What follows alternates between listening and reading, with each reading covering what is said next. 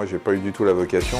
Mon objectif, c'était d'être journaliste, de raconter, de m'intéresser aux choses et de raconter ce qui se passait. Passeur d'émotions, passeur de larmes, passeur de sourires et de rires. L'histoire, ce sont aussi des sentiments, des émotions. Passionné, je voulais faire des livres. Le comédien est quelqu'un qui raconte qui il est.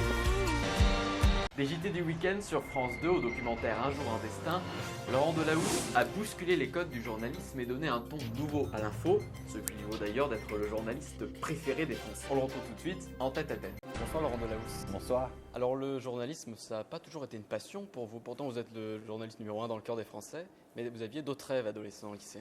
J'avais plusieurs rêves. J'avais un rêve de devenir footballeur, comme beaucoup d'adolescents peut-être. J'ai joué très longtemps au football, jusqu'à l'âge de 15 ans, plutôt à un niveau pas mal, on va dire. Et puis je me suis rendu compte que c'était peut-être pas dans cet univers-là que j'arriverais à véritablement vivre ma passion et que j'ai envie de vivre les choses vraiment à fond et que j'étais peut-être à un moment de bascule où j'ai vu certains de mes potes qui ont franchi une étape et moi non. Donc voilà, après il y avait l'idée d'être avocat pénaliste aussi. Mais depuis finalement très longtemps en parallèle au foot, j'avais une vraie passion pour ce métier. J'en parlais beaucoup autour de moi. Il y a d'ailleurs une petite vidéo qui existe puisque à l'âge de 18 ans, mon meilleur ami me filme et je lui dis qu'effectivement quand je ferai le journal de 20h, ça sera plus facile. Donc ça veut dire quand même que c'était en moi depuis longtemps. Alors pas d'école de journalisme, mais du droit, Ouais. et puis des stages, beaucoup de stages en fait, c'est ça le secret en quelque sorte. Moi, juste avant de rentrer à l'école d'avocat, j'avais envoyé beaucoup de CV, j'envoyais plein de coups de téléphone. Je travaillais pour le service communication d'une grosse boîte où je faisais les papiers, le rédactionnel. Et puis voilà, à un moment donné, j'ai eu la chance, l'opportunité d'avoir une réponse positive pour 3 jours. Et puis j'y suis resté à peu près 1 an et demi. C'était RTL, au service politique, juste avant la campagne présidentielle de 95. Ça ne me rajeunit pas. Donc j'y suis resté beaucoup plus longtemps que prévu. Et ça a été une formidable expérience puisque j'ai suivi à l'époque un peu Jacques Chirac et bien des années plus tard, j'ai fait un documentaire pour France 2 de 110 minutes sur lui et sur Benaïd Chirac. Donc finalement, la boucle était un peu bouclée. Alors être journaliste en 2013, ça veut dire que c'est plus délicat, il y a Internet, la concurrence, tout le monde est plus ou moins informateur, en tout cas pas journaliste, mais informateur. Voilà ce qu'on appelle les problèmes techniques, Oui. Ça arrive parfois, on va faire la suite dans mon bureau. Alors on reprend, donc on en était à ce journalisme, on l'a vu qui est un peu plus délicat en 2013 avec la lumière, les progrès de la technique, mais il y a Internet, tout le monde est informateur maintenant, peut-être pas journaliste, mais en tout cas informateur. Alors comment faire face à Oui, ça? informateur, je sais pas, il y a à un moment donné, il faut que les téléspectateurs, les consommateurs d'Internet se rendent bien compte qu'il y a des citoyens journalistes qui peuvent effectivement vous alimenter en images, en informations, mais que ce métier restera toujours un métier qui est là pour donner du sens, pour décrypter, pour donner une vérité, en tout cas s'en approcher, alors que ce que vous pouvez lire, entendre et réentendre sur certains blogs ne sont que finalement de l'opinion, de l'édito citoyen, et que parfois effectivement ces relais-là nous forcent à modifier, à évoluer, à se moderniser. Ça ne veut pas dire transformer complètement le socle de notre métier. Notre métier, c'est avant tout recouper des informations, ce qu'on ne voit pas toujours sur certains, entre guillemets, réseaux ou sites internet. Mais ça n'empêche pas qu'il faut se couper au contraire de ces réseaux et des sites internet. Moi, je consulte tous les jours des sites de grands médias. Je regarde sur Twitter ce que certains journalistes mettent directement et parfois nous permettent d'être informés en continu sur un événement, une conférence de presse de François Hollande à l'autre bout du monde. On a des journalistes français qui sont et qui renvoient parfois plus vite encore que l'AFP certaines informations. Donc ça, c'est intéressant et c'est important. Donc c'est un mélange des deux. Oui, s'en préoccuper. Oui, évoluer, changer, mais ne pas, on va dire, s'en inquiéter plus que ça. Une citation de François Mauriac, lui aussi journaliste. La presse a quelques ressemblances avec ce coq qui croyait que sans son cocorico, le soleil ne se lèverait pas. Ouais. Alors le journaliste, selon vous, c'est un moraliste, un justicier ou un simple passeur? Un passeur forcément, un médiateur à un moment donné, pour être celui qui va recevoir l'information et essayer de la retransmettre de la manière la plus proche aux téléspectateurs, de la manière la plus rigoureuse. Ce métier, il est fait de plein de choses, hein. Il est protéiforme et d'ailleurs pour ceux qui ont envie de le faire, il est parfois important de savoir quel journalisme on veut faire. Aujourd'hui, vous avez de la presse d'opinion, vous avez des reporters, vous avez des blogs, effectivement, vous avez des sites internet, vous avez des gens qui vont chercher à travers une photo, une image, une information. Ce métier, multiple. Donc il y a des choix à faire et il est multiple et donc très enrichissant. Parce que justement, tous ces vecteurs médiatiques accumulés font une information. Donc il n'y a pas un métier de journaliste, il y en a plusieurs et ça n'empêche pas qu'il y a parfois des moralistes dans ce métier.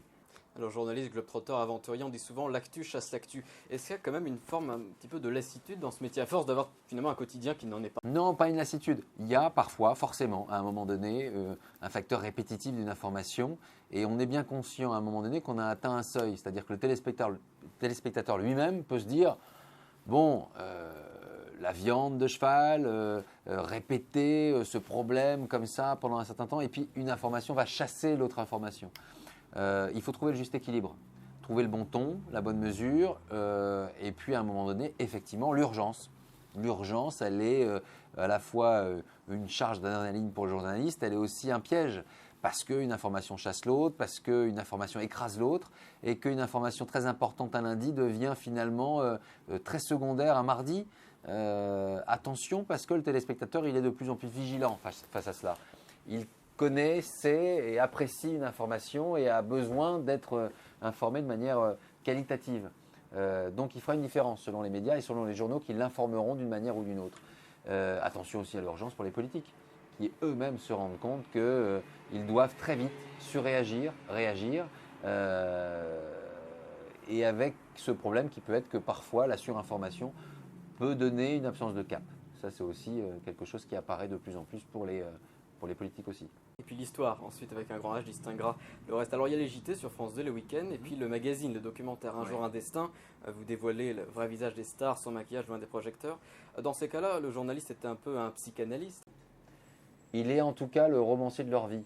Il est celui qui va essayer de s'approcher au plus près de la vérité que eux-mêmes ont masqué, caché ou au contraire ne se sont pas avoués d'avoir cette vérité-là. C'est un exercice particulier. En tout cas, moi, pour le journal, j'aime raconter l'actualité. Pour le documentaire, c'est une autre passion que j'ai en moi depuis des années. C'est ce qui fait aussi mon atypisme par rapport à d'autres qui présentent le journal.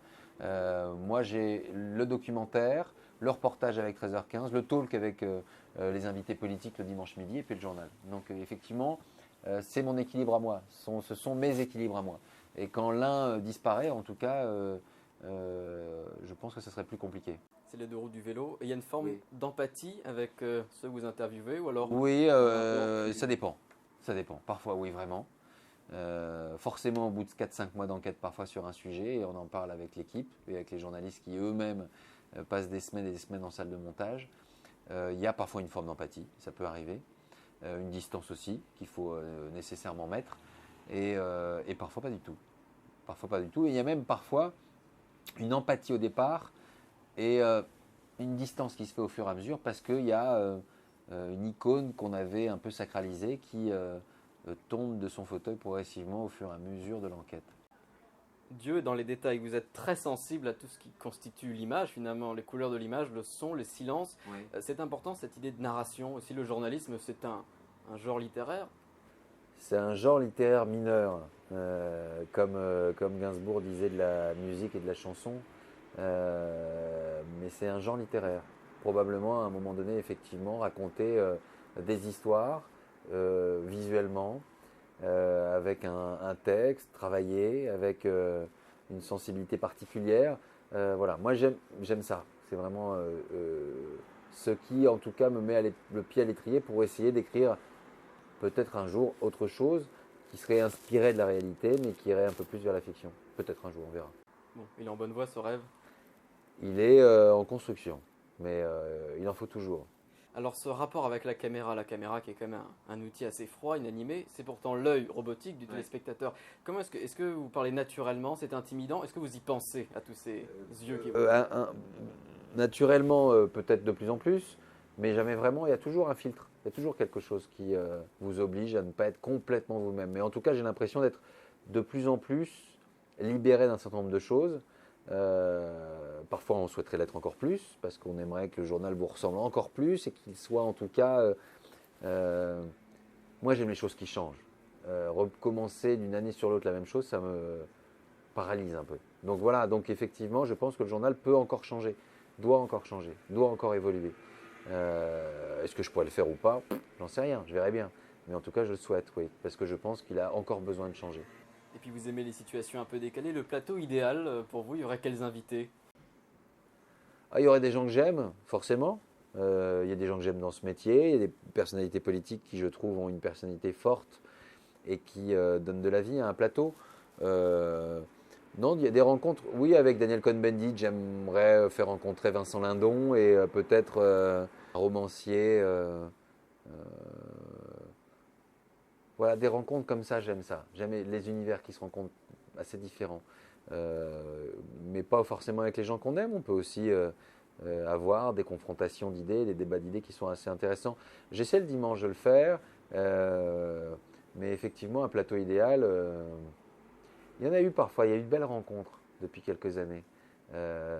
Heureusement, d'ailleurs, parce que si le journal n'était qu'une succession de magnétos qu'on envoie, je pense que j'aurais déjà passé la main. Il y a forcément un côté humain. Sinon, on n'est que dans une abstraction un peu désincarné. Et, j'ai besoin d'avoir du témoignage sur le plateau. Il y en a toujours trop peu, selon moi. Donc voilà, même avec les consultants, les journalistes qui viennent nous parler sur le plateau. Oui, j'aime ça. J'aime bien. Je trouve que c'est... et je pense que le téléspectateur aime ça. En tout cas, quand on parlait de plateau idéal, on parlait de télé, bien sûr, parce que vous êtes un fin gastronome, mais ça, c'est une autre histoire. Merci beaucoup, Laurent Delahousse. Merci à toi et à bientôt. Au revoir.